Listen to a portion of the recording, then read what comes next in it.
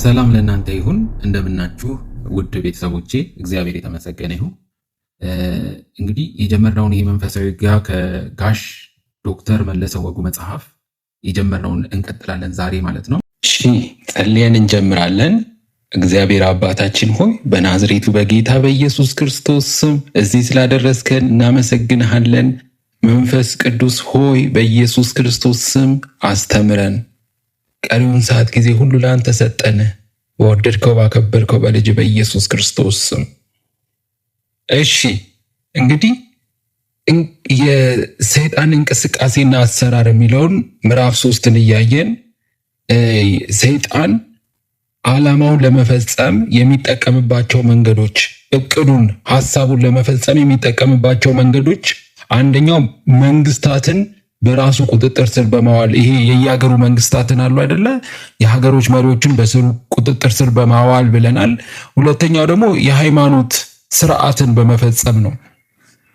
አንዳንድ የሃይማኖት ስርዓቶች ሰዎች እስቲ ዛሬ ደመራ እና ክብር ሄደን ይባላል። ይሄ የሃይማኖት ስርዓት ነው። ደመራ በጣም ደስ የሚል ባህል ነው።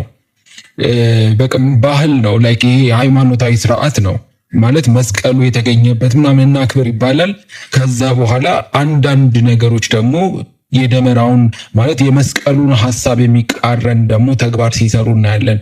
በተለያየ አይነት ያልተገባ የሆነ ተግባር ውስጥ ሲገቡ እናያለን። እኔ እኮ ተጠምቄያለሁ፣ ጥምቀት ዳግም ተወልጃለሁ፣ የጥምቀትን ስርዓት ፈጽሜያለሁኝ፣ በቤተ ክርስቲያን መደረግ ያለበትን ሁሉ አድርጌያለሁኝ እየተባለ ነገር ግን ሃይማኖቱን ይዣለሁ እኔ እኮ በጌታ ነኝ እየተባለ ነገር ግን እየተኖረ ይሄ የሃይማኖት ስርዓታችን እኔ እሑድ እኮ ቀርቼ አላቅም፣ እሑድ እሄዳለሁ ቸርች፣ እኔ ሁሌ እንትንም ቢባል እንትን አልቀርም፣ እንትንም እኮ ቀርቼ አላቅም፣ ገንዘብም ቢሆን አስራትም ቢሆን ሁሉን ነገር አደጋለሁ ይባላል። የሃይማኖት ስርዓት ይፈጸማል በሰይጣን እንትን ይሄ እሱንም ይጠቀማል። የሃይማኖት ስርዓቶችንም ሰይጣን ይጠቀማል። የሰውን ስጋዊ አካልም በበሽታ በማጥቃትም ይጠቀማል። በሽታ ብለናል። አእምሮንም በመቆጣጠር ብለናል። አእምሮን እየተቆጣጠረ በተለይ በዚህ ዘመን በጣም ያኔ አጋንንት በትክክል ውሃ ላይ እሳት ላይ ጣለ ይባላል።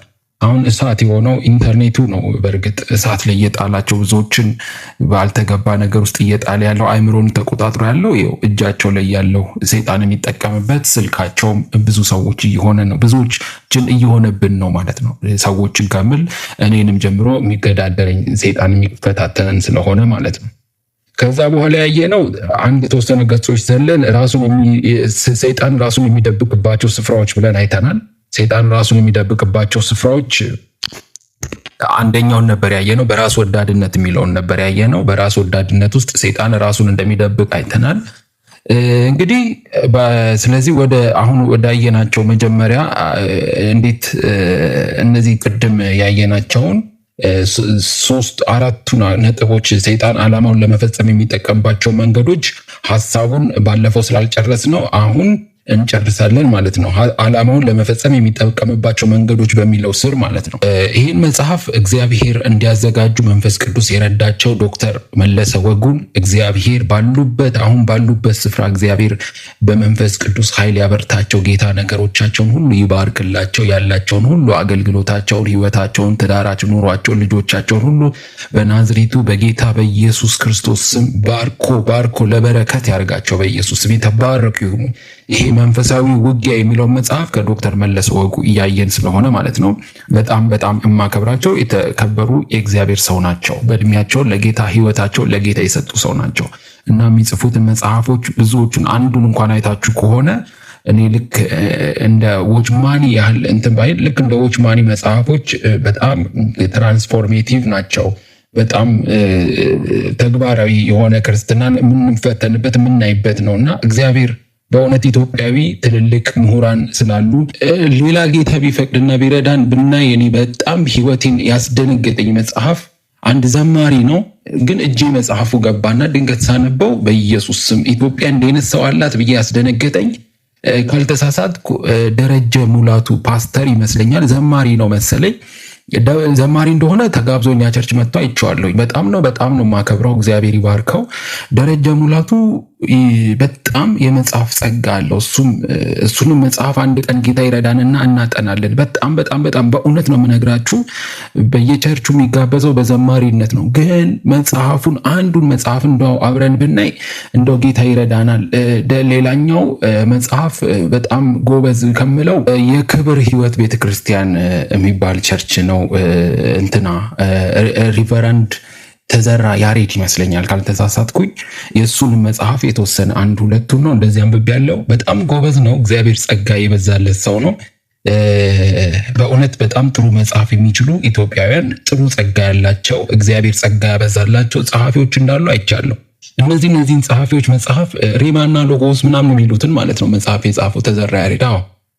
እሱ ሬቨራንድ የተከበረ ማለት ነው እንግዲህ እና ቅድም ደረጀ ሙላቱም ያልኳችሁ ዘማሪ ነው። እሱም የጻፈው መጽሐፍ በጣም ልቤን የነካኝ የቆዩ ናቸው ካነበብኳቸው፣ ግን በጣም እግዚአብሔር ይባርካቸው ደስ የሚል ጸሐፊዎች ናቸው። ግን አሁን እያነበብን እየተማርን ያለ ነው ከዶክተር መለሰ ወጉ መጽሐፍ ነው። የእሳቸው መጽሐፍ አንደኛ በአገልግሎት ህይወታቸው ረጅም ዓመት ያገለገሉ ሰው ናቸው። እድሜያቸውን ህይወታቸውን በጣም በእድሜ አንጋፋ እድሜ በኢትዮጵያም ደግሞ ብቻ ሳይሆን በብዙ ቦታዎች ላይ እግዚአብሔር ጸጋ በስቶላቸው ለጌታ ብዙ እንኳን ለጌታ ሰጠነው የምንለው ነገር የለንም። እድሜያችንን በሙሉ ብንሰጠውም ግን ለእኔ በጣም ብዙ ነገር ከእኔ አገልግሎት አንጻር እሳቸው በቃ እኔ ምንም እንዳልሰራው ማንም ሰው ሰራ ቢባል ኢትዮጵያ ውስጥ በእድሜም በጸጋም በጣም እግዚአብሔር እንደተጠቀመባቸው አምናለሁ እሳቸውን ዶክተር መለሰ ወጉ። ለዛ ነው በጣም ከልቤ እግዚአብሔርን ስለሳቸው ማመሰግነው። አሁንም እግዚአብሔር እድሜ እንዲሰጣቸው እንዲባርካቸው ጸሎቴ ነው ማለት ነው። እሺ ወደ መጽሐፉ እንቀጥላለን። እንግዲህ አሁን እያየን ያለ ነው ሰይጣን ዓላማውን ለመፈጸም የሚጠቀምባቸው መንገዶች ነው። በክርስቶስ አምኖ ያልዳነ ሰው ማለት ነው። በክርስቶስ አምኖ ያልዳነ ሰው ከሰይጣን መንግስትና ስልጣን ስር ራሱን አስገዝቶ የሚኖር ሰው በመሆኑ ርኩሳን መናፍስት በፈለጉት ጊዜ ወደ ውስጡ ሊገቡና በቁጥጥራቸው ስር ሊያውሉት እንደሚችሉ የእግዚአብሔር ቃል ያረጋግጥልናል። በፈለጉት ሰዓት። ምክንያቱም ይሄ ሰው ምን አይደለም። ለዛ እኮ ነው እስራኤላውያን በበራቸው መቃል ላይ ደሙን የቀቡት። ደሙ የተቀባበት ቤት እኮ ማንም ዘን ብሎ አይገባበትም። የሞት መልአክም አይገባበትም። እኛ ደሙ በላያችን ላይ እየፈሰሰልን የክርስቶስ ደም የፈሰሰልን ሰዎች የተጠበቅልን። በክርስቶስ ይሄ አምኖ ያልዳነ ሰው ዳግም ያልተወለደ ሰው በመንፈስ ቅዱስ ኃይል የማይመላለስ በመንፈስ የማይመላለስ ሰው በቀላሉ ነው ሰይጣን የሚጠቀምበት። የክርስቶስን አዳኝነት የተቀበለ አማኝ ግን የእግዚአብሔር ልጅ ስለሆነና እንዲሁም በክርስቶስ ኃይልና ስልጣን ስር ስለሚኖር ይሄ በመንፈስ ቅዱስ ማለት ነው እርኩሳን መናፍስት ወደ ህይወቱ በምንም አይነት የመግባት ኃይልና ችሎታ የላቸው፣ አቅም የላቸውም። ይሁን እንጂ አማኝ እያወቀ ራሱን ከርኩሳን ወይ ደግሞ ለርኩሳን መናፍስት ፈቅዶ ከሰጠና ካስገዛ እርኩሳን መናፍስት ህይወቱን ሊይዙትና ሊቆጣጠሩት ይችላሉ ማለት ነው። ራሳችንን አሳልፈን ከሰጠነው ፈቃዳችንን ከሰጠነው እንደፈለግን እኮ ማድረግ እንችላለን። በቀን ውስጥ አይደለ የፈለግነው ክፉ ነገር ውስጥ እኮ መግባት እንችላለን። ማን ይከለክለ? ማለት ፈቃዳችንን ካልከለከል ነው እግዚአብሔር ይከለክልናል። በእርግጥ ግን ራሳችንን ለእግዚአብሔር ካላስገዛን እኮ ሰይጣን እንደፈለገ መጫወት ይችላል። እርኩሳን መናፍስት ባይዙትም አማኝ እርኩሳን መናፍስት ተቆጣጥረውት ባይኖሩም እንኳን አማኝ የሆነ በክርስቶስ በጌታ ያመነ ሰው የስጋ ደዌ፣ የአእምሮ ቀውስ፣ የመንፈስ መታወክ በተለያየ ምክንያት ሊደርስበት የሚችል መሆኑን መዘንጋት የለብንም። በተለያየ ነገር ይጠቃል ማለት ነው። በበሽታም ይሁን በፋይናንስ በገንዘብም ይሁን በትዳርም በኑሮም በየትኛውም አቅጣጫ ጠላት ሊያጠቃው ይችላል ማለት ነው። ምን ራሱን አሳልፎ እስከሰጠ ድረስ ማለት ነው።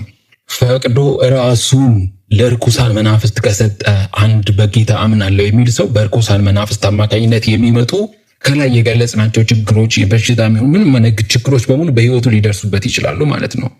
ፍቃድ በጣም ወሳኝነት አለው። አንዳንድ አማኞች ከሚገባው በላይ ስለ ርኩሳን መናፍስት በማሰብ አእምሯቸውን እረፍት ይነሱታል። ስለ ርኩሳን መናፍስት ብዙ ያስባሉ።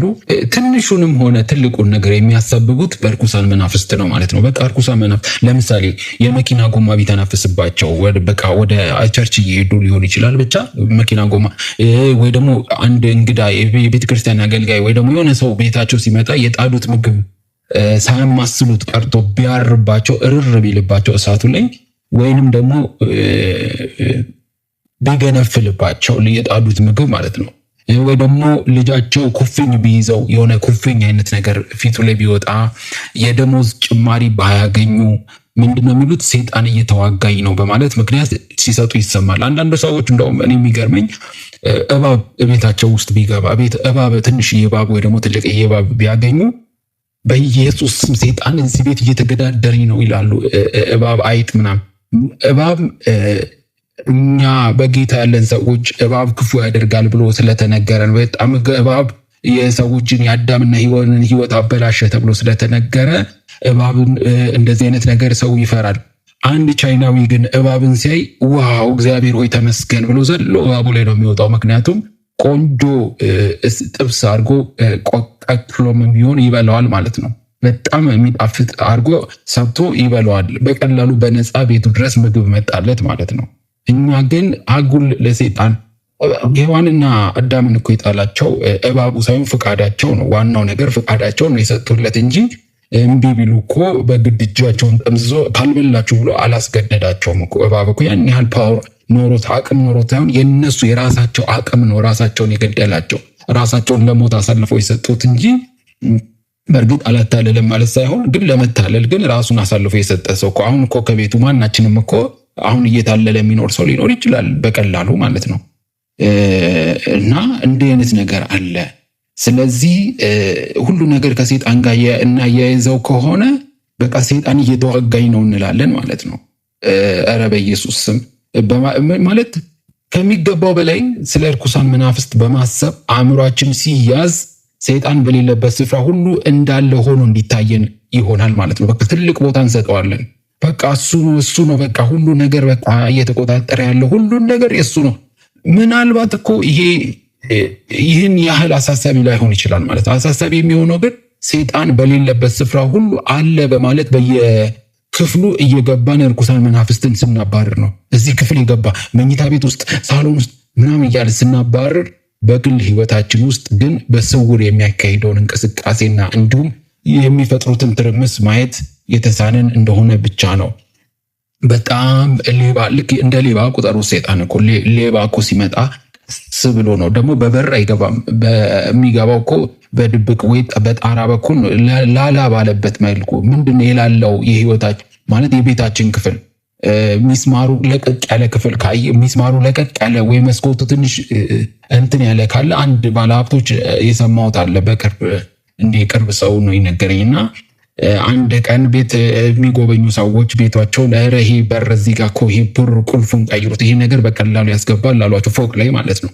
እና እዚህ ድረስ ሌባ ምን በዚህ በኩል ብዙ እሺ ቆይ ለማንኛውም እሺ እንቀይረዋል ምናምን ሲል በዛ የሆነ ቀን ላይ በዛችው ሰው ባስጠነቀቃቸው በር በኩል በሩን ስላይድ ነው መስታወት ነው ከስ ብሎ ስላይድ አድርጎ ከፍቶት ገብቶ ብዙ ነገር ዘርፎ ወጣ ማለት ነው። እኛ ሰይጣን በሲስተም በድብቅ ነው እንጂ እንደዚህ ሰይጣን በተባለ በእባብ በእንዲህ በሆነ ጎማሴ ተነፍስ ምናምን እያደረግን እየተዋጋኝ ነው እያለን ያሌለ የራሳችንን ስንፍና ሴትዮዋ ወጡን ማማሰል ሲገባት ወጡን ባለማማሰሏ ሰይጣን ተዋጋኝ ማለት በራሳችን ነገሮች ሰይጣንን ሁሉ ስልጣን እየሰጠነው ትልቅ አደረግነውና ሁሉን ቻይ ሁሉን አድራጊ አደረግነው ማለት ነው የሚል መንፈስ እንደሆነ ነው እኔ ተረዳሁት ከዚህ መጽሐፍ። እንግዲህ ሲቀጥሉ እሳቸው ምናምን ክርስቶስ እርኩሳን መናፍስትን የመቆጣጠር የማዘዝ ኃይልና ስልጣን ስለነበረው ምን እርኩሳን መናፍስትን ምን የመቆጣጠር የማዘዝ ኃይልና ስልጣን ስለነበረው በሄደበት ስፍራ ሁሉ በእርኩሳን መናፍስት የተያዘ ሰው ሲያጋጥመው ምን ይላል? ዝም ብለህ ከሱ ሰው ውጣ በማለት ይገስጸው እንደነበር መጽሐፍ ቅዱስ ሉቃስ 4:35 ለምሳሌ አንድ ምሳሌ ነው። ምንድነው? ቀጥታ ይገስጸው ነበረ። ምንም ሌላ ነገር አያስፈልግም። ትግል አያስፈልገውም። ለቀህ ውጣ፣ ሂድ፣ ዝም በል፣ አጥበል፣ ውጣ፣ ሂድ ነው። እርኩሳን መናፍስትም ከእርሱ ትእዛዝ ውጪ መሆን ወይንም እምቢ ማለት ስለማይችሉ ልቀቁ የተባሉትን ሰው ለቀው ይወጡ ነበር ማለት ነው። አንድ ጊዜ ደቀ መዛሙርቱ ጋኔን ያደረበት ልጅ ለምን መፈወስ እንዳቃታቸው ክርስቶስ ከተራራው ሲወርድ ጠይቀውት እምነታችሁ ጎድሎ ስለሆነ ነው፣ በእውነት እላችኋለሁ የሰናፍጭ ቅንጣት የሚያህል እምነት ቢኖራችሁ ይህን ተራራ ከዚህ ተነስተህ ወዲያ ሂድ ብትሉት ይሄዳል፣ የሚሳናችሁም ምንም ነገር አይኖርም አላቸው። ማቴዎስ 17:20 ይኸውላችሁ የሚሳናችሁ ምንም ነገር አይኖርም። ቀላል ነገር እንዳይመስላችሁ። ምንም ነገር ምንም የሚገዳደራችሁ ነገር የለም። እንደ ጎልያድ ትልቅ የሆነ ነገር፣ እንደ ተራራ ትልቅ የሆነ ነገር የሰናፍጭ ያህል ጥንጥዬ እምነት ቢኖራችሁ ካቫንታሻና ቡራ ባዲላ ባጋንቶሮ ሎቦሲያ ኢየሱስ ክርስቶስ ጌታ ነው። በእውነት ነው የምነግራችሁ። ይህ መንፈስ ቅዱስ እግዚአብሔር የተመሰገነ ይሁን። በእውነት እግዚአብሔር ክብሩን ይውሰድ። እምነታችሁ ስለጎደለ ነው አላቸው። ምንም እኮ በቃ የሰናፍጭ ቅንጣት የምታክል እምነት ቢኖራችሁ ነው ያላቸው ማለት ነው። እግዚአብሔር ይመስገን። እና እየተሰጠን እኛ ጋር ያለው እግዚአብሔር ነው። በጣም ኃያልና ግሩም ድንቅ አምላክ ነው። እኛ የያዝነው የምንታመንበት አምላክ ማለት ነው። የያዘን ልበል፣ የያዝነው ከምንል ደግሞ ኢየሱስ ይህን ላይ እዚህ ላይ ለደቀ መዛሙርቱ ለመግለጽ የሞከረው ሁለት ጠቃሚ ሐሳብ እንዳለ እናያለን ማለት ነው። አንደኛው ጠቃሚ ሐሳብ የሰናፍጭ ቅንጣት የሚያህል እምነት ቢኖራችሁ የሰይጣንን መንግስት ወይንም ርኩስ መናፍስትን ማባረር ማስወጣት ትችላላችሁ ነው አንደኛው።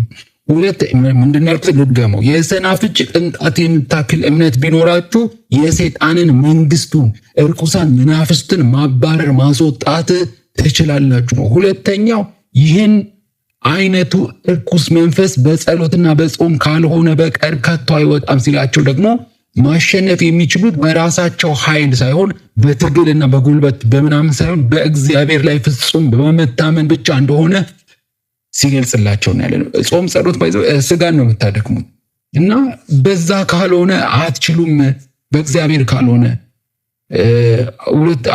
የመጀመሪያው እምነት ነው። ሁለተኛው በእግዚአብሔር ኃይል ነው። ዛሬም እኛ በርኩሳን መናፍስት ላይ ስልጣን እንዳለንና እንደሌለን እንዲሁም ያ ስልጣን ከራሳችን የመነጨ ሳይሆን ከምንድን ነው? በሰይጣን በመናፍስቱ ዓለም ላይ ስልጣን እንዳለን ያ ስልጣን ደግሞ የመነጨው ከኛ ሳይሆን ከእግዚአብሔር የተቀበልነው መሆኑን ብናምን ማለት ነው ከሰይጣን ጋር በምንጋጠመው ጦርነት ሁሉ አሸናፊዎች እንደምንሆን ምንም ጥርጥር የለው። ምንም ጥርጥር የለው። በፍጹም የትኛውም ኃይል እኛን ሊቆጣጠር እኛን አይደለም፣ እኛ ዙሪያ ያሉትን ሰዎች፣ እኛ የምንጸልይላቸውን፣ እኛ የምናገለግላቸውን ሰዎች ሁሉ ምን ማድረግ አይችልም፣ መቆጣጠር፣ መግዛት ምንም ማድረግ አይችልም። እግዚአብሔር ክብሩን ይውሰድ። ኢየሱስ ጌታ ነው። ጦርነቱ ድል እኛ ጋር ነው። ድል አሸናፊዎች ነን። የእግዚአብሔር ቃል በስሜ አጋንንትን ያወጣሉ ነው የሚለው። ማጋንንት ማጃታ ካራና ቦስ ያላባንቶሮ ሎቦዲያ ኢየሱስ ክርስቶስ ጌታ ነው። ማንኛውም አማኝ እርኩሳን መናፍስትን ለመቋቋም ሙሉ ስልጣን እንዳለው እንዲሁም እርኩሳን መናፍስትን ከሰው ሕይወት ውስጥ ማስወጣት እንደሚችል እንረዳለን። ምንም አይነት እርኩሳን መናፍስትን ምን ማለት አንድ ጊዜ በመንፈሳዊ ልጅ እያለሁ መንፈሳዊ ልጅነት ያው በእድሜ ባይሆን በመንፈሳዊ አንድ አገልጋይ ጸጋ ተነሳሁኝ። እሱ አንድ አጋንንት እየጮኸ ያለ ሰው ነበረ። እሱ ቆሞ መድረክ ላይ ሲያገለግል ማለት ነው። አስወጣው ከሱ ውስጥ አጋንንቱን አለኝ ማለት ነው። አስወጣው ሲለኝ እንጂ ድንግጥ አልኩኝ። ማለት በቃ እግዚአብሔር በእኔ ይሰራል እንጂ አስቤም አላውቅም በሕይወቴ። ማለት አጋንንቱን አስወጣው። እሱ ሲያስወጣ እናውቃለን፣ ሌላ ሰው ሲያስወጣ እናያለን እኮ በነገራችን ላይ በቃ ወይኔ በስመ አብ ይገርመናል ወይ ምናምን ነገር እንገረማለን። ነገር ግን ጸጋ አስወጣው አጋንንቱን አለኝ። ከዛ ልምዱ የለኝም ምናምን በቃ ደግሞ እንዳለ ጉባኤው ሞልቷል። ከዛ በኋላ ድምፄን ቀንሼ ልቀቅ ምናምን ማለት ይሄ ፍርሃቴ ያስታውቅብኝ ነበረ። በልንጀ ጸጋ እያለ መድረክ ላይ ነው እሱ ቆሞ አስወጣው እንጂ ይለኛል። እግዚአብሔር የሰጠህ ነገር እንደሆነ እየሰጠ እንደሆነ ላረጋግጥ ነው አለ። መጨረሻ ላይ እግዚአብሔር ለአንተም ምንድን ነው ለእኔም ብቻ ሳይሆን ለሁላችንም ነው። እግዚአብሔር ይመስገን። እና አስወጣው እያለኝ አትፍራ ምናምን ላይ ከአንድ ጉባኤ ውስጥ የነበረ ሰው ጸጋ ምን ሆነ ነው ግን ፈርተ እኔ አንተን መሆን አለኝ። ኦክ ብዬ ነበር ልቀቅ እያልኩኝ አንተ ግን ድምፅህ ራሱ እኮ በቃ አንተን ብለህ ነበር ምናምን ሲለኝ እንዴ ፈርቼ ነበር እንዴ ምንድን ያስፈራኝ? ለምንድን ነው ድምፄን ቀንሼ? ያን ያህል ድምፄ ራሱ አይሰማም ነበር ማለት ነው። ለምንድን ነው እንደዛ ያረኩት? እሱ አስወጣ ሲለኝ ከዛ በኋላ 3 ጊዜ በል ብሎኝ ነው። ከዛ በኋላ አደፋፍሮኝ እዛ ጋር አጋንንት የወጣው ማለት ነው። ከዛ በኋላ ግን እግዚአብሔር ይመስገን በኦንላይን እንኳን ሳገለግል በኦንላይን ካገለገልኩ በኋላ አንዳንድ ሰዎች በግል እዛው ኦንላይን ላይ ኢሞ ምናምን የሚባል አፕሊኬሽን ላይ ምናምን ሳገለግል በነበረበት ጊዜ በግል የሚደውሉልኝ ሰዎች አንድ ጊዜ እንደዚህ ገጥሞኝ ያውቃል። እስቲ በኦንላይን እንኳን አይደለም በአካል በኦንላይን እንኳን ሳገለግል አጋንንት ሲወጣ ሲጮህ ለቋት ሲወጣ እየሰማሁበት ጊዜ ያየሁበት ጊዜ አለ ማለት ነው። እግዚአብሔር ይመስገን። ስለዚህ ማንኛውም አማኝ እርኩሳን መናፍስትን ለመቋቋም ሙሉ ስልጣን እንዳለው እንዲሁም እርኩሳን መናፍስትን ከሰው ሕይወት ውስጥ ማስወጣት እንደሚችል ማወቅ አለብን። ይህ አይነቱ ስልጣን የሚሰጠው ለተወሰኑ ክርስቲያኖች ብቻ ሳይሆን አምነው በስሙ ለሚጠመቁ ሁሉ ነው። ሰይጣን በሰው ሕይወት ውስጥ ከፍተኛ ጥፋት ማድረስ የሚችለው ሰይጣን በአንድ ሰው ሕይወት ውስጥ ከፍተኛ ጥፋት ማድረስ የሚችለው የሚያደርገው እንቅስቃሴ በደንብ ያልታወቀበት እንደሆነ ብቻ ነው። አሰራሩ በድብቅ ስለሆነ አሰራሩ ካልታወቀበት በደንብ ካልታወቀበት የሚያደርገው እንቅስቃሴ ካልታወቀበት ጥፋት ሊያደርስ ይችላል። ቀደም ሲል እንደገለጽ ነው ሰይጣን ራሱን የሚደብቅበት ዋና ዘዴ ሰዎች የእርሱን ሕያውነት እንዲጠራጠሩ ወይም እንዳያምኑ በማድረግ ነው። አለ እንዴ የለም እዚህ ጋር ሰይጣን ኧረ እዚህ ጋር ሰይጣን የለም ካላችሁ እኮ ተኝታችሁ ታድራላችሁ። ኧረ እዚህ ሰፈር ሌባ የለም እዚህ ከተማ ሌባ የለም ካላችሁ እኮ ለጥ ብላችሁ ነው የምታድሩት። ኧረ እዚህ ሰፈር እኮ ሌሊት ላይ ሌባ ይመጣል ከተባለ ግን ሙሉ እንቅልፍ አይወስዳችሁ፣ ግማሽ እንቅልፍ ነው የሚወስዳችሁ። አያችሁ እንደሌለ ሕያው እንዳልሆነ እንደማይሰራ ወይ ደግሞ እንደተኛ ሰይጣን እንዳንቀላፋ ካሰብ ነው ያኔ እሱ ጥቃት ማድረስ ይችላል። በብዙ ሰዎች በቤተሰብ ላይ በትዳር ላይ በልጆች ላይ በብዙ ሰዎች ላይ እንደሌለ ካደረግን ልጆቻችንን ካበላን ካጠጣን ትምህርት ቤት ከላከን በቃ ኖርማል ነው ምንም ዋናው እሱ ነው እንጂ ምናምን ብለን እነሱን ሰይጣን እንደሚዋጋቸው ካላወቀ እኛም በምንሰራው ስራ በእያንዳንዱ በቀን አሁን እንኳን ባላችሁበት ቦታ ላይ እንዴት ሰይጣን ሊዋጋችሁ እንደሚችል ካላወቃችሁበት እሱ በቃ አደንዝዞ ቁጭ ያደርጋል ብዙ ሰዎችን። በዚህ አይነት ራሱን መሰወር ከቻለ ሰይጣን በእግዚአብሔር ሰዎች ዘንድ እንቅስቃሴ ይታወቅብኝ ይሆን ብሎ ስለማይፈራ እንቅስቃሴውን ስለማታውቁበት ከፍተኛ ጥፋት በሰዎች ሕይወት ላይ ማድረስ ይችላል። ጥፋቱ አንደኛው አደንዝዞ ሰው እንዳይጸልይ በቃ ሰው እኮ የሚጸልየው ውጊያ ሲኖርበት ነው። ውጊያ ከሌለብኝ ብሎ እኮ ይዘናጋል። በቃ ከአዲስ ኪዳን ጸሐፊዎች መጽሐፍ ቅዱስ ከተጻፈው ውስጥ ለምሳሌ ሰይጣን ሲገለጽ እንደዚህ ተብሎ ተገልጿል። የዚህ ዓለም ገዢ፣ በሰማይ ያለ ኃይል፣ የብርሃን መልአክ በሚል ተገልጿል። አንድ ክፍል ላይ ማለት ነው። የዚህ ዓለም ገዢ፣ በሰማይ ያለ ኃይል፣ የብርሃን መልአክ። ሌላ ቦታ ደግሞ ጴጥሮስ መልእክት ላይ ደግሞ የሚያገሳ አንበሳ ብሎታል። በየቦታው እየዞረ ማለት ነው። በመጽሐፍ ቅዱስ ውስጥ የሰይጣን ሕያውነትና ማንነት በግልጽ ቢጻፍም ለምንድን ነው ሰዎች እውነተኛ ኃይሉንና ባህሪውን መረዳት ያቃታቸው ነው? እሺ መጽሐፍ ቅዱስ ላይ በግልጽ እንደዚህ ተጽፏል። የዚህ ዓለም ገዢ ብለዋል። ሰማይ ኃይል እንዳለ። ግን ሰዎች ለምንድን ነው ታዲያ የሰይጣን ሕያውነት አለ የሚለው ነገር ማንነቱን በግልጽ እያዩት ለምንድን ነው ሰዎች እውነተኛ ኃይሉን ባህሪውን መረዳት ያልቻሉት? ለምንድን ነው ማለት ኃይሉን መረዳት ያልቻሉት ማወቅ ያልቻሉት ለምንድን ነው? መንፈስ ቅዱስ ወደ ሕይወታቸው መግባት እንደሚችለው ሁሉ እርኩሳን መናፍስትም ወደ ውስጣቸው ሕይወታቸው መድረስ እንደሚችሉ መረዳት የተሳናቸው ለምንድን ነው ነው? ሰይጣን ለምንድን ነው ልክ ጴጥሮስ እሺ በተለያዩ ሰዎች አሁንም በእኔና በእናንተም መጥቶ ሊያጠቃ እንደሚችል መረዳት ያቃተን ለምንድን ነው? የእያንዳንዱ ሰው ድክመት ምን እንደሆነ ሰይጣን በደንብ ያውቃል። ማወቅ ብቻ ሳይሆን ያንን ደካማ ጎናቸውን በመጠቀም የራሱ ተገዢ ሊያደርጋቸው ከፍተኛ እንቅስቃሴ ያደርጋል ማለት ነው። እኔ የሚገርማችሁ አንድ ከተማ ላይ በጣም ታዋቂ የሆነ ጠንቋይ ድንገት ከሩቅ እንደዚህ ከቅርብ አካባቢ እንደዚህ አየኝ ተቀምጦ ማለት ነው። ከዛ በኋላ ለአንድ ሰው ካጠገቡ ላለ ሰው ይሄ ልጅ አለው ከአንድ ልጅ ጋር ነበር እያወራሁኝ ነበረ።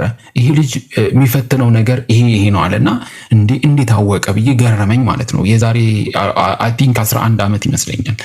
ከዛ ሰዎች መጡና አንተ እኮ በዚህ ሰይጣን እንደሚያጠቃህ ያ ጠንቋይ ተናገረ ሲል በሰዓቱ ደግሞ በትክክለኛ ሁኔታ በትክክለኛ ቦታ በትክክለኛ ሰዓት እየተነገረ መሆኑን ሲገርመኝ ደግሞ በጣም ገረመኝ። በኢየሱስ ክርስቶስ ከተማ መሃል ነው፣ ከሰዎች መሃል ነበረ።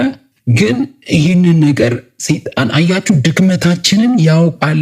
ማወቅ ብቻ ሳይሆን ያንን ደካማ ጎናችንን በመጠቀም የራሱ ተገዢ ሊያደርጋቸው ከፍተኛ እንቅስቃሴ ያደርጋል ማለት ነው። የራሱ ተገዢ ሊያደርገን በዛ ደካማ ጎናችን ተጠቅሞ ማለት ነው። ታዲያ ይህን አይነቱን አጥፊ የሆነውን የጠላታቸውን ብዙዎች ለምን አቃለን እናየዋለን? ይህ ጠላታችንን ማለት ነው እንደ ቀላል ነገር ለምን እናየዋለን ነው፣ አጥፊ የሆነውን ማለት ነው። ሰይጣን ራሱን ፍጹም ደብቆና ሸፍኖ በማቅረብ በአማኞች ሕይወት ውስጥ የእግዚአብሔርን ፍቃድ እንዳይፈጽም ትልቅ እንቅፋት እንደሚፈጥር የእግዚአብሔር ቃል ይገልጽልናል። ምንድን ያልኩት ልድገመው። ሰይጣን ራሱን ፍጹም ደብቆና ሸፍኖ በማቅረብ አለ እንዴ ኧረ እዚህ ጋር ሰይጣን የለም እንድትሉ የሚያደርጋችሁ ድረስ ማለት ነው። በፍጹም የሌለ እስኪመስላችሁ ድረስ ሸፍኖ ደብቆ በማቅረብ በአማኞች ሕይወት ውስጥ የእግዚአብሔር ፍቃድ እንዳይፈጸም ትልቅ እንቅፋትን እንደሚፈጥር የእግዚአብሔር ቃል ይገልጽልናል። ሰይጣን በሕይወታቸው የሚያደርገው እንቅስቃሴ ያልተገነዘቡ አማኞች ሰይጣን በሕይወታችን ይሰራል ብለው ያልተገነዘቡ ያላወቁ አማኞች ብዙ ጊዜ በመንፈሳዊ ሕይወታቸው የደከሙበትን ምክንያት ማወቅ ስለሚያቅታቸው የክርስትና ሕይወቴ ለምንድን ነው እድገት የማይኖረው በማለት ራሳቸውን ይጠይቃሉ። በቃ በመንፈሳዊ ሕይወት ማደግ ሲፈልጉ ራሳቸውን ወድቀው ወይ ደግሞ ደክመው በየሆነ ነገር ውስጥ ተጠላልፈው በኃጢአት ውስጥ ወድቀው ራሳቸውን ያገኛሉ። ለምን? የደከሙበትን ምክንያት ማወቅ ስለሚያቅታቸው ሰይጣን በማያውቁት በሕይወታቸው የሚያደርገውን እንቅስቃሴ ስላልተገነዘቡ ማለት ነው። በመንፈሳዊ ሕይወታቸው የደከሙበትን ምክንያት ማወቅ ያቅታቸዋል። በነገራችን ላይ ስለ ሰው ማብራራት ባለፈውን ብያቸዋለሁ። እስቲ ስለ እኔ ድካም ንገሩኝ ብላችሁ ኦንላይን ላይ በጽፈው ወይ ደግሞ በቴክስት ላይ ጻፉልኝ ብላችሁ ስለ እኔ በጣም ብዙ ነገር መጻፍ ትችላላችሁ፣ የምታውቁኝ ሰዎች ማለት ነው። ስለ ራሳችሁ ብትባሉ ግን ሰይጣን የቱ ጋር ነገሮቻችሁን እንዳቀዘቀዘ የቱ ጋር ነገሮቻችሁን እንደያዘ ላታስተውሉ ትችላላችሁ። ብዙ ሰው ሆስፒታል ዶክተር ጋር የሚሄደው እኮ ህመሙን ራሱ ማወቅ ስላልቻለ ነው። ዶክተር ያቅልኛል ብሎ ነው። ነገር ግን የራሳችንን ድካም እንዳናይ ሰይጣን በድብቅና በስውር አድርጎ ብዙዎችን አድክሟል በመንፈሳዊ ህይወታቸው። ለምን መንፈሳዊ ህይወት እንደደከመ ግን አላውቅም። ለምንድነው መንፈሳዊ ህይወትሽ የደከመው? ለምንድነው መንፈሳዊ ህይወት የደከመው? ለምንድነው ማጸልየው? ለምንድነው ቃል ማንበብ ያቃተ? ምንድነው ድካምህ ቢባል ሰው መናገር ያቅተዋል። ለምን? ሰይጣን የሚያደርገውን እንቅስቃሴ በስውር ስለሚሰራባቸው ማለት ነው። ራሳቸውን ሲጠይቁ መልሱን አያገኙትም ለራሳቸው ማለት ነው። አንዳንዴ እንግዳ ሐሳብ ወደ አእምሯቸው ሲመጣ ራሱ ከራሳቸው ውስጥ የመነጨ ይመስላቸዋል። ወይኔ ምን አይነት ሐሳብ ነው ያሰብኩት ይላሉ። ሐሳቡ እኮ ግልጽ እኮ ነው የማን ሐሳብ እንደሆነ። ግን ያ ሐሳብ ወደ አእምሯቸው ሲመጣ የራሳቸው የመነጨ የራሳቸው ሐሳብ ይመስላቸውና ይደነግጣሉ። ወይኔ እንዲህ ነገር ማሰብ አለብኝ እንዲህ ብለው ራሳቸው ላይ ያስቡታል። የሰይጣን አይመስላቸውም። በሐሳብ እንደሚዋጋ በሐሳብ እንደሚያመጣ አያውቁም። እንዲህ አይነት ባህሪ እንዲኖረኝና እንዲህ ይህን የመሰለ ውሳኔ እንዳደርግ የተገደድኩት ከእኔ በላይ በሆነ ክፉ ኃይል ተይዤ ይሆን ብለው ግን በመጠርጠር ራሳቸውን አይጠይቁም ማለት ነው። ምን አይነት መንፈስ ነው እዚህ ጋር አሁኑ ጆሮዬ ላይ መጥቶ ሹክ ያለኝ ብለው ያንን የክፉ ሐሳብ ወዲያው በአይናቸው የሆነ ነገር ሲያስገባ ወዲያው እዛ ምን አይነት መንፈስ ነው ብለው ብሎክ ማደርጋቸው የሶሻል ሚዲያ አንዳንድ ገጾች አሉ። ኮምፕሊትሊ ወደ አእምሮ ወዲያው ነገሮችን ሊያመጡ ሲፈልግ ማለት ምክንያቱም በቀላሉ የሚያጠቃበት መንገድ ይታወቃል ማለት ነው። ሰይጣን እኮ አንድ ሐሳቡን አንስተውም ተብሎ ተጽፏል። በተለይ ደግሞ በወዳጆች መካከል ጠብን በመፍጠር ደረጃ ማለት ነው። ስለዚህ የደከምንበትን ነገር ለይተን ማወቅ ብንችል እንግዳ ሐሳብ ወደ አእምሮአችን ግን ሐሳቡ እንኳን ሲመነጭብን ወዲያው የሐሳብ የኔ ሐሳብ ሳይሆን ያን ሐሳብ ይዞ የመጣው ክፉ መናፍስት ኃይሉ በጨለማው ውስጥ ያለ በዚህ ዓለምን የሚንቀሳቀሰው ኃይል ወደ ልቦና ወደ ሐሳባችን የሆነ ሐሳብ ይዞ ይመጣል፣ ክፉ ሐሳብ። ስለዚህ ይህ አይነት ባህሪ እንዲኖረኝ እንዲህ አይነት ባህሪ እንድናበስ ይህን የመሰለ ውሳኔ እንዳደርግ አንዳንድ መጥፎ ውሳኔዎች ወይ የተሳሳተ ውሳኔ ውስጥ ልንገባ እኮ ጫፍ ላይ ያለን ሰዎች ልንኖር እንችላለን። ይህንን ያደረግነው በእኔ ላይ የሆነ ክፉ ኃይል ገዢ ለመሆን ሊሰለጥንብኝ እየፈለገ ነው ብለን ቶሎ መንቃት ከቻለን ቶሎ የነቃ ሰው በነገራችን ላይ ሌባ ደንግጦ ከቤቱ ይወጣል። በነገራችን ላይ ቶሎ የሆነ ነገር ልክ ሌባ እናንተ መንቃታችሁን ካወቀ እኮ ቶሎ ነው ከቤቱ ዘሎ የሚወጣው ማለት ነው። መቆየት አይችልማ። እናንተ ግን ከተኛችሁ እንቅልፍ ላይ ካላችሁለት እንቅስቃሴ መኝታ ቤታችሁ አካባቢ ካለ ሲያለ ሁሉ ክፍል እየገባ መብላት ያለበትን ፍሪጅ እንኳን ከፍቶ በልቶ ጠጥቶ ሊወጣ ይችላል። ከፈለገ በጣም እንቅልፍ ላይ ካላችሁ ቤታችሁ ውስጥ ምግብ አብስሎ በልቶ ሊወጣ ይችላል። ምግብ አብስሎ ለሌሎችም ግብረ አበሮቹን ሊያበላ ይችላል። መብያ የእሱ መናኸሪያ፣ የሳሎኑ መፈንጫ፣ የምናምኑ ለምን ተኝታችሁለታላ፣ ተመችቶታላ፣ በቂ ነው ለሱ እኮ።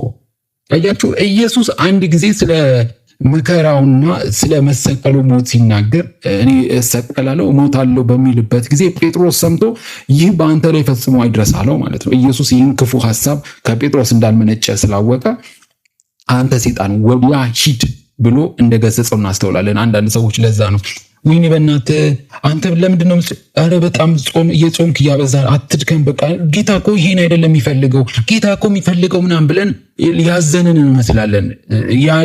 በማዘን በሚመስል መልኩ በአንደበታችን ሰይጣን ሊጠቀም ይችላል። ልክ እንደዚህ እንዳየ ነው ጴጥሮስም ኢየሱስ ክርስቶስ አይሁንብህ ወይኔ እንዳለለ አዛኝ ቅቤ አንጓች ነው የሚባለው። እንደዚህ አይነት ለመምሰል ይሞክራል። በዚህ አይነት ያልተቀደሰ ሐሳብ ወደኛ ህይወት ውስጥ ሲገባ ምንጩ ከየት እንደሆነ ለይተን ማወቅ ይገባናል። ምንጩ ምንድን ነው? ከየት ነው የመነጨው ይህ ሐሳብ? ደጋግመን እንደገለጽ ነው ሰይጣን ራሱን ደብቆ ወይንም ሌላ መልክ ይዞ ስለሚቀርብ ከብዙ ሐሳቦችና ውሳኔዎች በስተኋላ የሰይጣን ተንኮል እንዳለበት እንደሌለበት በጥንቃቄ ራሳችንን መመርመርና መጠየቅ ያስፈልገናል። ደጋግመን አሁን እየተናገርን ያለ ነው እሳቸውም ያሉት ሰይጣን ራሱን ደብቆ ወይንም ሌላ መልክ ይዞ ስለሚቀርብ ሰይጣን ቀንድ ይዞ ጥቁር አስፈር የሆነ እኛ ብዙ ጊዜ ፊልም ላይ እንደምንስለው የሆነ አይኑ ትልቅ የሆነ በቃ ክፉ አድርገን መስለነው እንደምናስበው አይደለም። ራሱን መልካም ብርሃን ያለበት ቆንጆ ጥሩ በጣም የሚያምር አድርጎ ነው የሚያቀርብላችሁ ራሱን። በጣም እንደዛማ ባይሆንማ ትነቁበታላችሁ፣ ወዲያው ትዋጉታላችሁ። እኔን ክፉ ሊያደርግብኝ ነው፣ እኔን ህይወቴን ሊያበላሽ ነው ምናምን ብሎ አያስብም። ብዙ ሰው አንዳንድ ነገር ውስጥ ከገባ አንዳንድ ነገር ውስጥ ከገባ በኋላ በቃ እኮ ወደ የሚቀጥለው ሐሳብ ለመገፋፋት እኮ ወደ ፍቺ ወደ ምናምን ለመገፋፋት በቃ ይቀለዋል ሰይጣን። አንዴ የሆነ ነገር ውስጥ እስኪያስገባ ነው ማለት ነው።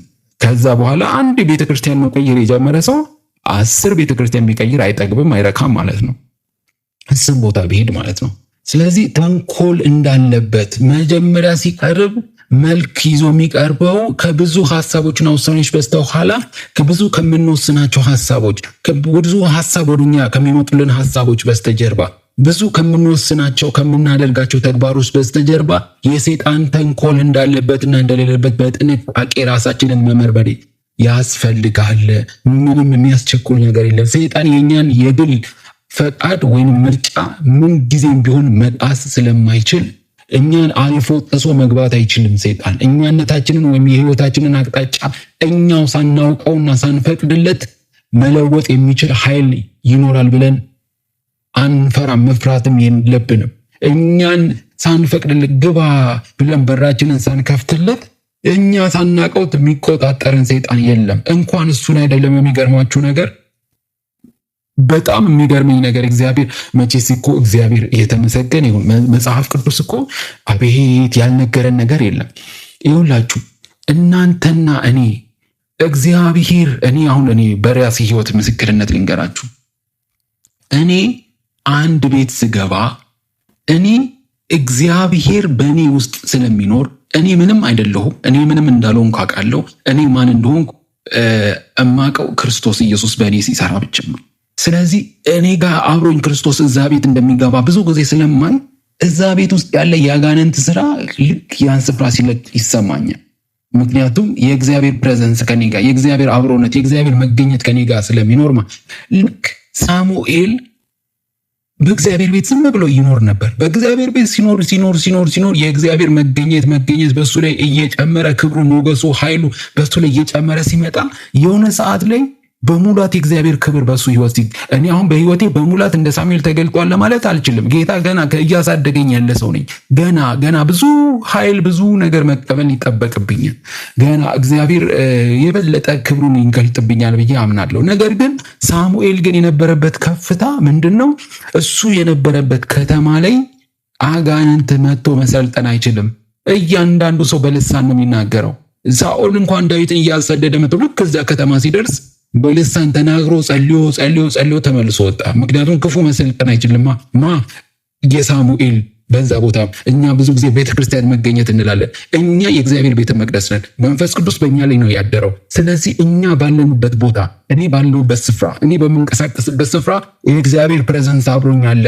እኔ ራሴን ስልጣኑን የእግዚአብሔር የሰጠኝ ነገር አሳልፌ ሰጥቼ ዝቅ ካላልኩለት በስተቀር ሰይጣን እኛን ምንም ሊያደርገን እኛነታችንን ወይ ህይወታችንን አቅጣጫ እኛ ሳናውቀው እኛን ሳንፈቅድለት ምንም እኛን መቆጣጠር የሚችል ሰይጣን በዚህ ምድር ላይ የለም፣ ኖሮም አያውቅም። የትም ማስረጃ የለም። ንገሩኝ ማስረጃ ካለ። እሺ እግዚአብሔር ክብሩን ይውሰድ። ስለዚህ በዚህ ይህንን ክፍል እንጨርሳለን፣ እናጠናቅቃለን። ሰይጣን ራሱን የሚደብቅባቸውን ስፍራዎች ደግሞ በሚቀጥለው ክፍል እናያለን። አንደኛውን በእርግጥ ባለፈው አይተናል። ራስ ወዳድነት ውስጥ ራሱን ይደብቃል የሚል አይተናል። ከዛም በላይ ያሉትን ራስን ከፍ በማድረግ መንፈስ ውስጥም ሰይጣን ራሱን ከፍ በሚያደርግ ሰው ውስጥም ሰይጣን ትልቅ መደበቂያ እንደሆነ እናያለን። ሌሎች ነጥቦችም አሉ። እዚህ ድረስ ያደረሰን ጌታ ስሙ የተባረከ ይሁን። ጌታ ይባርካችሁ። ጌታ ጸጋውን ያብዛላችሁ። እኔንም ጌታ ስለረዳኝ እግዚአብሔርን ከልቤ አመሰግናለሁ። በጌታ በኢየሱስ ስም እናንተንም እግዚአብሔር የረዳችሁ ጌታ እግዚአብሔር የተመሰገነ ይሁን። ጌታ ባርኩ፣ ለበረከት ያርጋል። እንደው በጌታ ፍቅር ይህን ቻናል ላይክ አርጉ። ላይክ ብታደርጉ ምንም ያህል ጉልበት እናንተ ላይ የሚፈጥረው የእግዚአብሔር መንፈስ ነው እንጂ የሚቆጣጠራችሁ የስጋዊ ሐሳብ ግን ከሆነ በጣም ብዙ ነገር አይምሯችሁ ላይ ያሳስባችኋል። ግን ለእግዚአብሔር መንፈስ ከቀናችሁና ለሰዎች እንዲደርስ ከፈለጋችሁ ግን ላይክ ማድረግ መንፈሳዊ እኔ ለጌታ ክብር ነው እንጂ ጠየቅኳችሁ ለምንም አይደለም። ምንም ዩቲዩብ እኮ ምንም ያህል እንትን የምልበት አይደለም። ከስንት አንድ የምለቅበት ነው እንጂ የዩቲዩብ አይደለም የኔ ስራዬ ማለት ነው። ስራዬ ዩቲዩብ ሳይሆን ምናልባት አንድ ሁለት ሰው ጋር ወንጌል እንዲደርስ ስለሆነ ሐሳቤ የተወሰኑ ግለሰቦች ጋር እንዲደርስ ነው። እናንተ ቀና ትብብራችሁን አሳዩ ለማለት ነው እንጂ ለሌላ አይደለም። ሰብስክራይብ ብታደርጉ፣ ሼር ብታደርጉ፣ ኮሜንት እኔ መንፈሳዊ ቻናሎች ብዙ ጊዜ ሲገጥሙኝ ላይክ ኮሜንት ምናምን ለማድረግ በጣም ደስ ይለኛል። ለምን? የበለጠ ወንጌል በምድር በኢንተርኔት ሁሉ እንዲስፋፋ ስለምፈልግ ያ ቀናነት እናንተ ጋር እንዲኖር በጌታ ፍቅር የምጠይቃችሁ ሰብስክራይብ፣ ላይክ፣ ኮሜንት፣ ሼር ብታደርጉ ምንም የሚጎዳችሁ የሚቀንስ ለብዙዎች በረከት የምንደርስበት መንገድ ነው። ይህን መጽሐፍ እያስተማርኩ ያለሁት ከዶክተር መለሰ ወጉ ነው። የመጽሐፉ ርዕስ መንፈሳዊ ውጊያ ነው። ጌታ እየረዳን እዚህ ያደረሰን እግዚአብሔር ስሙ የተባረከ ይሁን። በመጽሐፋቸው መሰረት ገጽ 42 ላይ ደርሰናል። ጌታ ደግሞ ይረዳናል። ለኔ ጸልዩልኝ፣ ጸሎታችሁ ያስፈልገኛል። እናንተንም እግዚአብሔር በእውነት በዚህ ትምህርት ብዙ ነገር እያነቃችሁ የጠላትን ሐሳብና ሁሉ ነገር እያፈራረሳችሁበት እንደሆነ ሰይጣን ብዙ እየተነቃበት የእግዚአብሔር ክብሩን በበለጠ እየገለጠባችሁ እንደሆነ አምናለሁ። ስለ ሁሉ እግዚአብሔር ይመስገን። ኢየሱስ ጌታ ነው። ጌታ በቅርቡ ይመጣል። ማራናታ፣ ጌታ ሆይ ቶሎና። ሰላም ሁኑልኝ። መልካም ጊዜ